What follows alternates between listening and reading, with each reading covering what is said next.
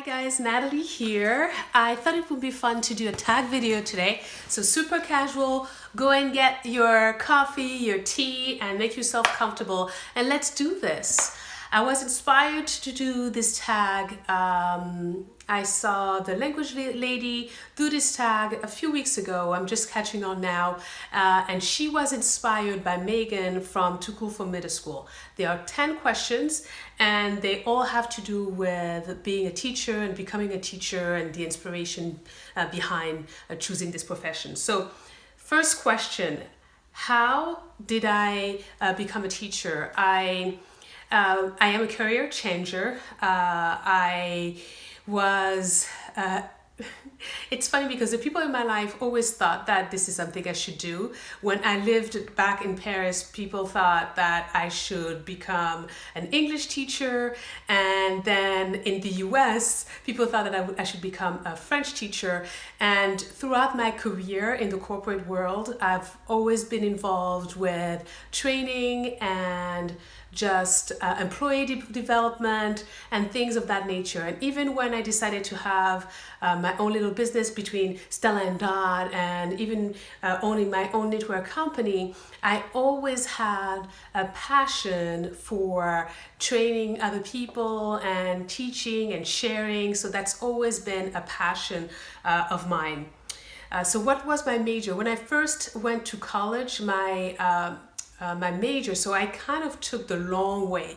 My first major right out of high school was law. So I was a law student for 2 years and a half, 3 years.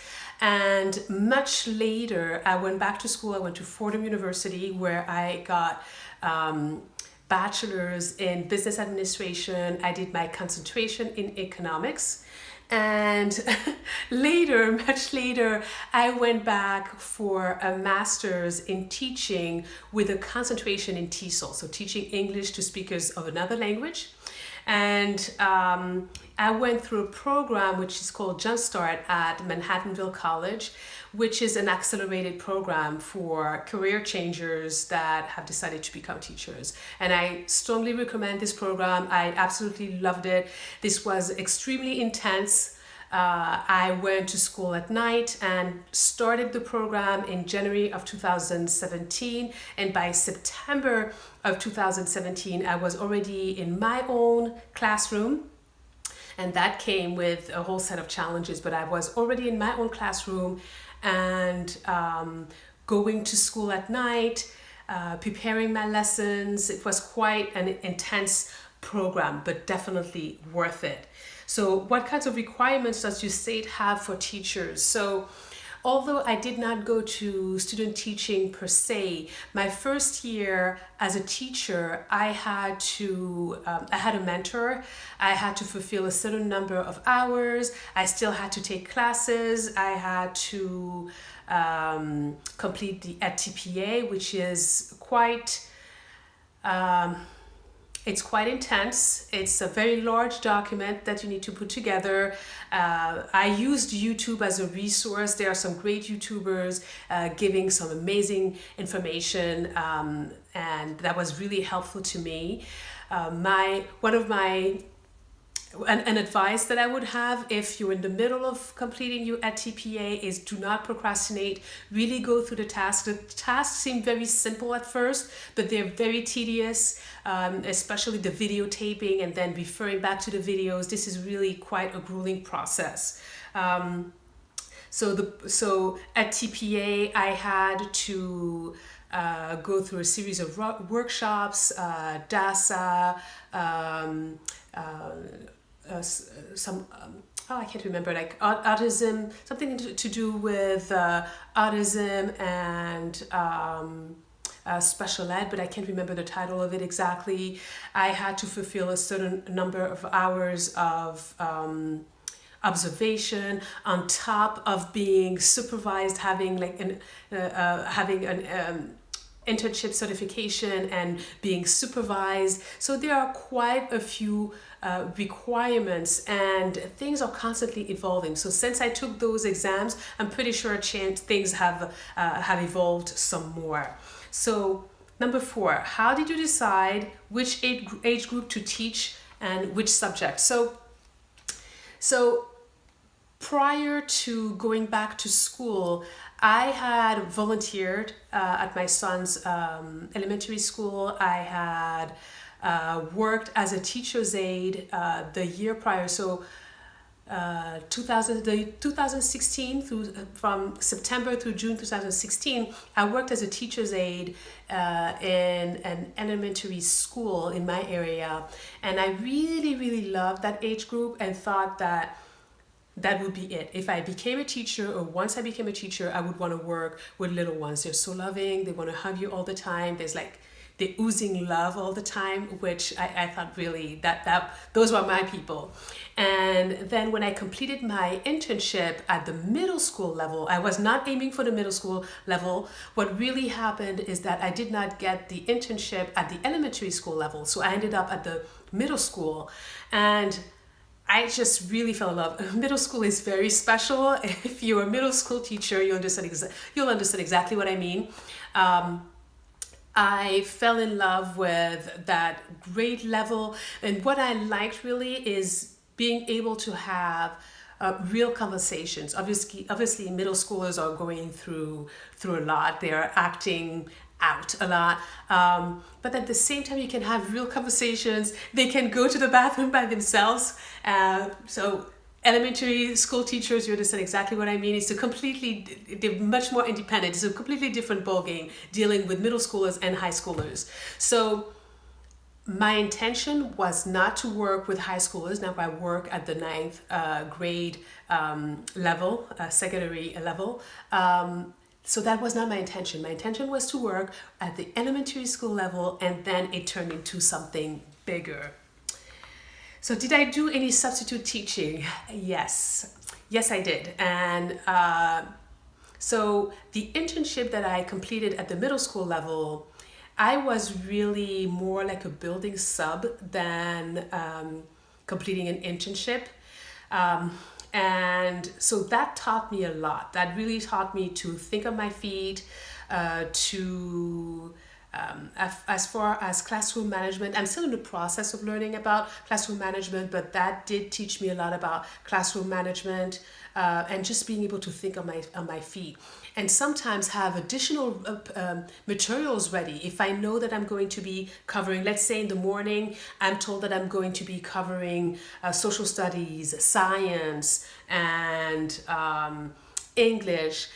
Sometimes I had time to prepare and have some materials just in case there were no teacher plans or the sub plans. If there was nothing, at least I knew that I had some kind of a backup plan, and that was very, very important, so that the kids would not start going crazy on me.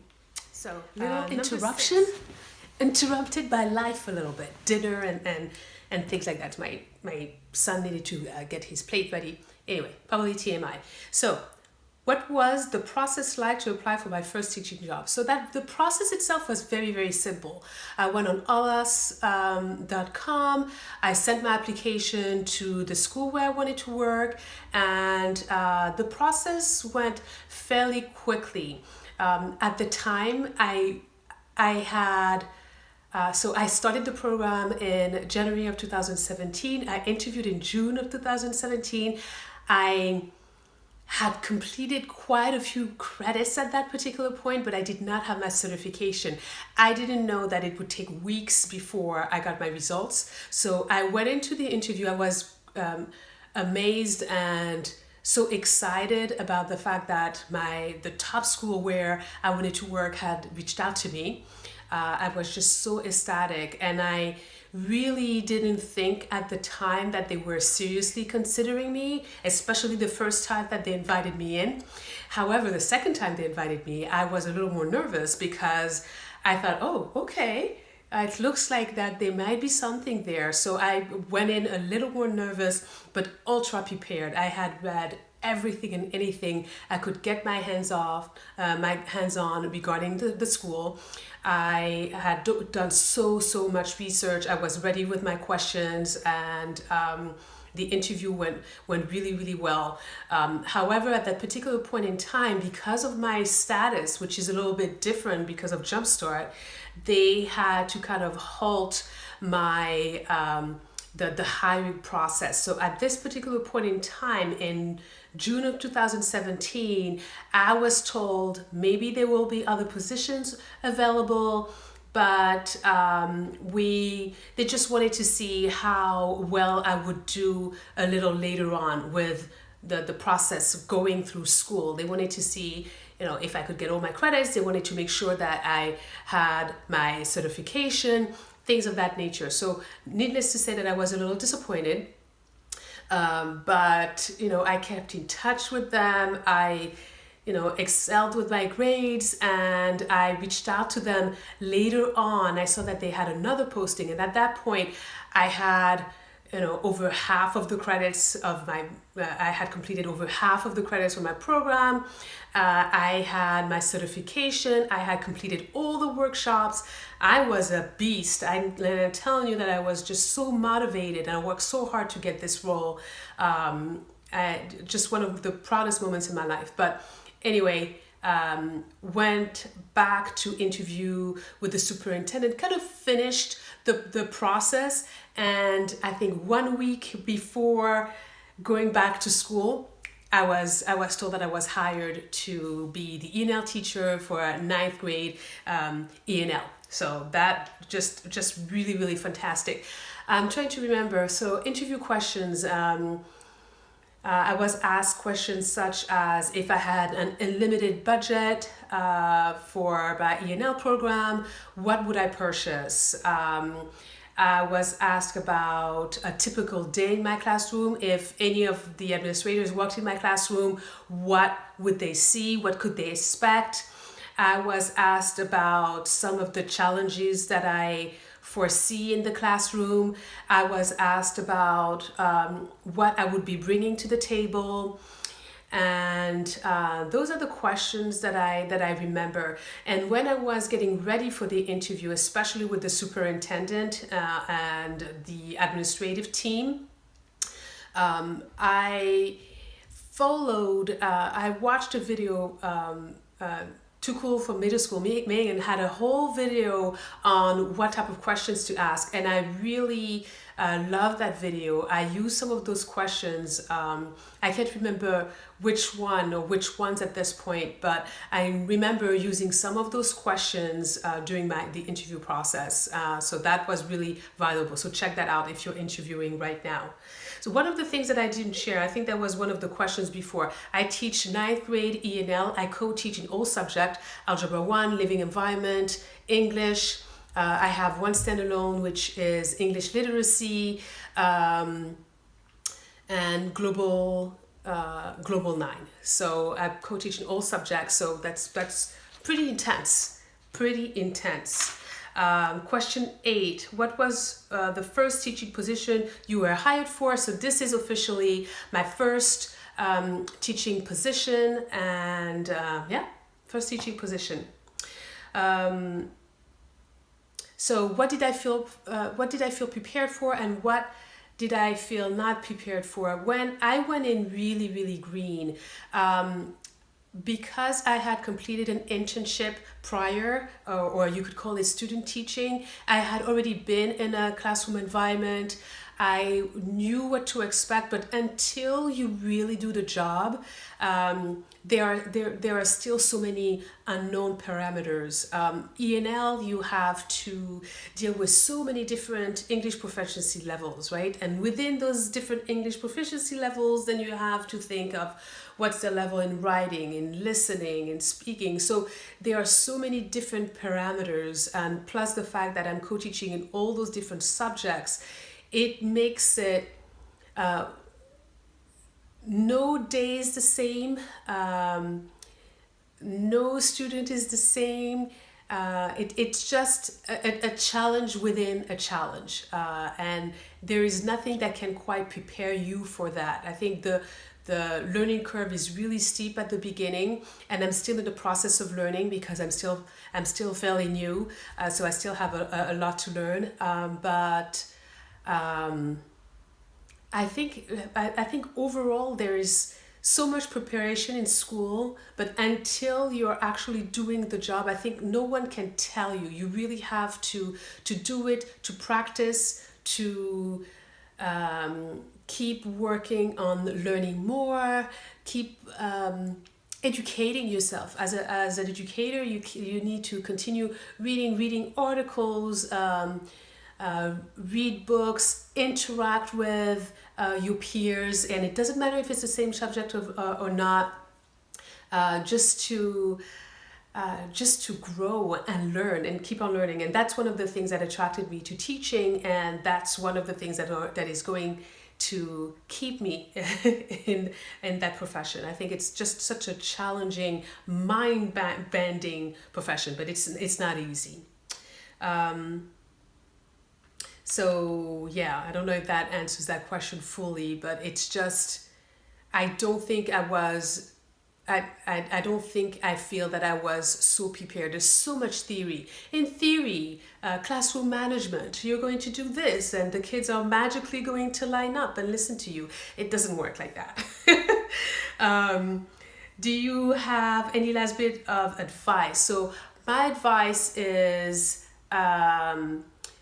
take care of yourself. Obviously, if you are contemplating or are thinking about becoming a teacher, I think it takes a special kind of a person to do this job. If you think you have patience as a teacher, you will be required to have even more patience. I think before becoming a parent, I thought I knew what patience was, and then it turns out that it's a different type of being patient and understanding. And when you become a teacher, again, it's a different type of being patient and understanding. And I don't think there is just one formula or one way of doing things. I think it's important to as far as style is concerned, a teaching style, I think it's important to be yourself and to get inspired by what other people do, but just really, really be yourself. I think that's key. And learn, continue to get inspired by other people. So YouTube is a wonderful resource when it comes to that, but look at your peers, go and sit in other teachers' classroom, and even if you don't think that they're the best teacher, it's just really interesting, I find, to see how other educators are interacting with kids, right? How they are engaging the kids, how they are creating relationships. I know that that's one of the things that I really need to work on, is creating relationships with the kids, not only engaging them. I can find games, I can find lessons that I think are going to keep them engaged long enough so that they can learn something valuable, but just being able to build those relationships, it's really, really key. And yeah, that's the tag. So if you watched this long, thank you so much. Give this video a thumbs up, subscribe to my channel. I am also on Instagram, I am also on Facebook, but most of my time is split between life, YouTube, and Instagram. So I will see you next week with another video. I hope you enjoyed this one. See you next week. Go be awesome.